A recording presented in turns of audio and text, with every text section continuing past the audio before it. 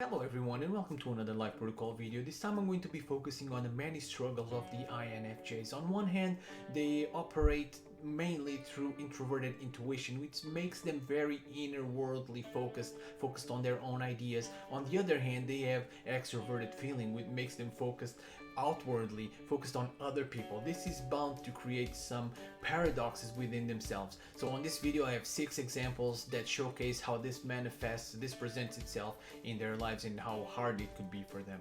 Thank you so much for watching, and I will see you on the next video.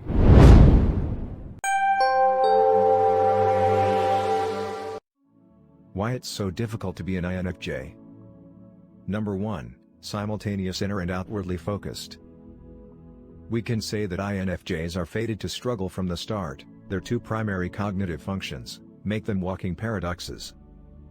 On one hand, they have introverted intuition, which makes them focused on their internal world and ideas. On the other hand, they have extroverted feeling, which is focused on other people.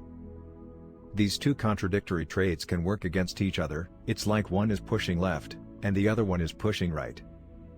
When they decide they require time to think and rest, they will feel the need to socialize, and when they socialize, they easily get exhausted, and withdraw to recharge and organize their thoughts. Number 2. Too profound. It's true that INFJs have an inherent need to socialize, but this type of socialization is on a different spectrum than most people. Going to bars and clubs talking about random life events is not what they look for.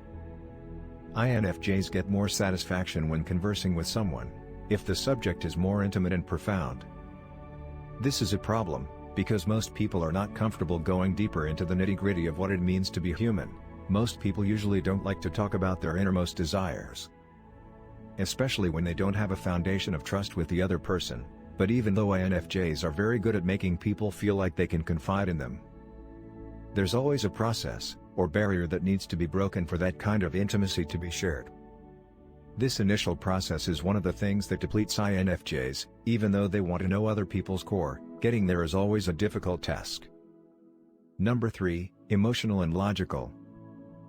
They gather vast amounts of information. INFJs have their brains in a constant state of overdrive. They gather emotional information, as they constantly assess the temperature of the room, by paying attention and reading people.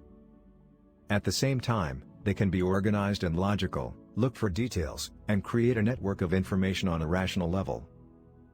This is because their introverted thinking function allows for a great amount of information to be gathered, that is then processed in a logical way, distinguished from the feeling function. Having these two conflicting types of information might make them confused, divided, and feel torn between what appears to be opposite interests. They can be both dreamers and rational, creative or analysts, logical or inspirational. Number 4. Intuition intertwined with thinking. This happens when introverted intuition joins forces with introverted thinking. By definition, introverted intuition is future and big picture oriented. Introverted intuition is firing on all cylinders when they form theories, generate imaginative ideas, and notice patterns. It's an abstract approach to the world, where they connect the dots and reverse engineer. While introverted thinking is more detailed oriented, and focused on the smaller scale. When TI takes over, they leave that imaginative and conceptual world behind, and proceed to analyze, define, and categorize. This is okay, and it works if both functions operate in conjunction.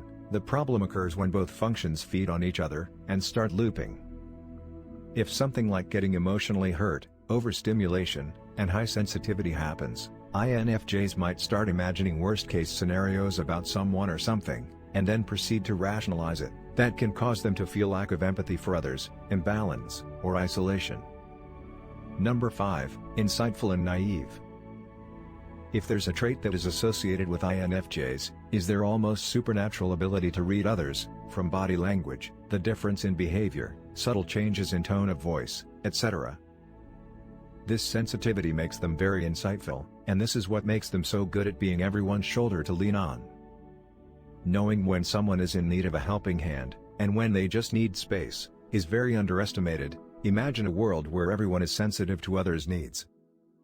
Everyone would feel understood, and conflicts would be at an all-time low, or inexistent. They easily know when someone is telling the truth, or the hidden purpose behind people's actions, when there is one. This is the insightful part.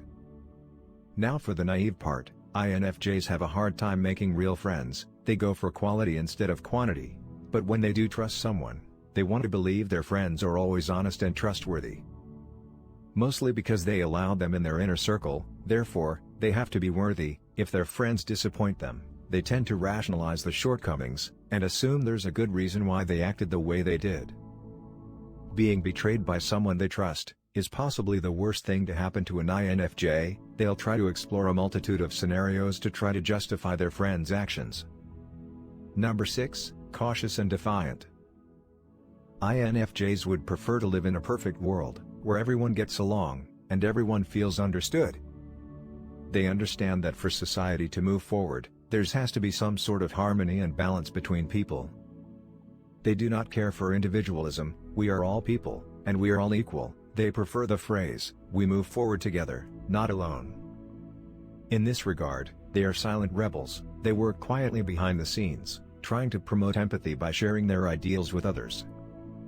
This inherent desire to change things for the better brings out the rebel inside, not the typical protesting megaphone-wielding stereotype, but the quiet and cautious one that intends to change people one by one, in a subtle, sensible, but decisive way. One well-placed conversation with an INFJ has the potential of directing someone towards a better path, and a step closer to making the INFJ's vision of a better place for everyone a reality. If you liked the video, please consider leaving a like and subscribing. That will allow us to keep making more videos like this. For more related content, please click on one of the suggested videos. Thank you for watching.